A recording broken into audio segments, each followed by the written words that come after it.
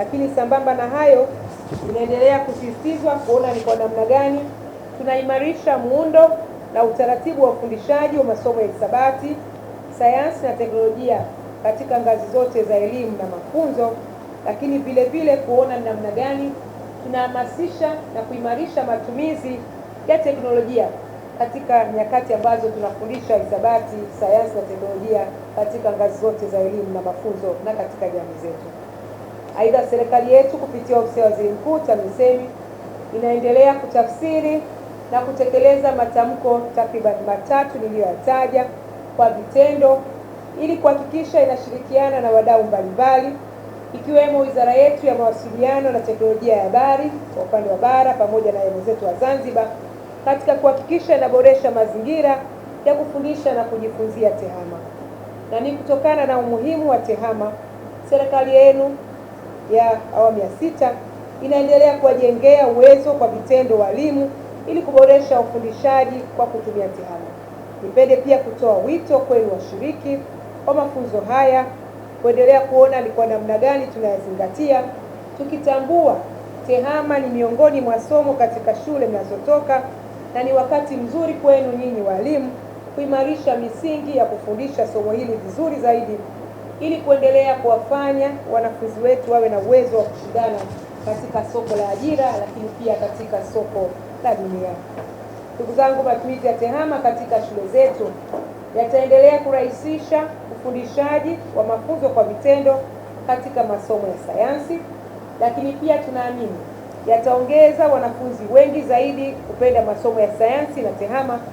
na hatimaye kuendelea kunyanyua kiwango cha ufaulu wa masomo ya sayansi kwa wanafunzi katika shule zetu. Nimefurahi kumsikia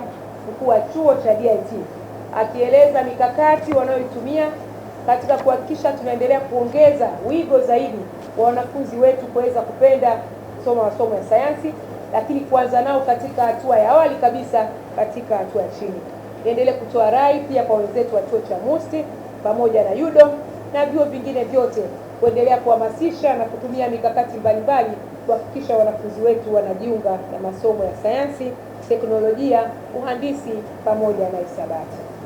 Mwisho, nipende kutoa shukrani zangu za dhati kwa ofisi ya Waziri Mkuu, tawala za mikoa na serikali za mitaa TAMISEMI, Wizara ya Elimu, Sayansi na Teknolojia, Wizara ya Elimu na Mafunzo ya Amali Zanzibar, Taasisi ya Teknolojia Dar es Salaam DIT, Chuo Kikuu cha Dodoma UDOM, Chuo Kikuu cha Sayansi na Teknolojia Mbeya MUST na taasisi nyingine zote ambazo zinaendelea kushirikiana na wizara yetu kufanikisha malengo haya muhimu. Ikumbukwe ndugu zangu, mafunzo haya ni sehemu ya jitihada za serikali za kufikia malengo ya ilani yetu ya uchaguzi ya mwaka 2025 ambayo kwa kiasi kikubwa imeweka msisitizo katika kuhakikisha tunaboresha elimu, hususan kuboresha elimu hiyo kwa kutumia teknolojia. Mwisho, mkuu wa chuo alieleza anatamani tarehe 9 iweze kufika ili kushuhudia namna mafunzo haya yanavyotolewa. Tutatuma mwakilishi tuweze kuona kama atatoka Zanzibar au atatoka huku, lakini naamini tutapata mwakilishi siku hiyo atakayeweza kuja kushuhudia namna mafunzo haya yanayotolewa. Ningetamani kuwepo, lakini naamini katika cohort nyingine nitaweza kushiriki mimi mwenyewe kuweza kuona nini kimefundishwa, lakini bahati mbaya siku hiyo nitakuwa Arusha katika kazi nyingine za wizara. Baada ya maelezo yangu haya machache, nipende kutangaza rasmi mafunzo yetu ya TEHAMA kwa walimu wa shule za sekondari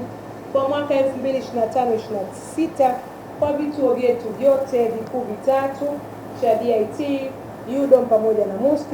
Nimeyafungua rasmi, niwatakie ushiriki mwema na wenye tija, nikiamini mtapata ujuzi mkubwa na umahiri na mtaenda kuboresha mafunzo mlioyapata kwa ajili ya watoto wetu, lakini naamini tutaweza kuona mabadiliko, na imani yangu mtakuwa nafasi na mchango mkubwa katika kuhamasisha wanafunzi wetu wengi zaidi, vijana wa kike kwa wa kiume, waweze kupenda masomo ya sayansi, teknolojia, uhandisi pamoja na hisabati ili waweze kujiunga nayo. Baada ya kusema hayo, nawashukuru sana na napenda kusema asanteni sana kwa kunisikiliza na nimefurahi kuwa nanyi.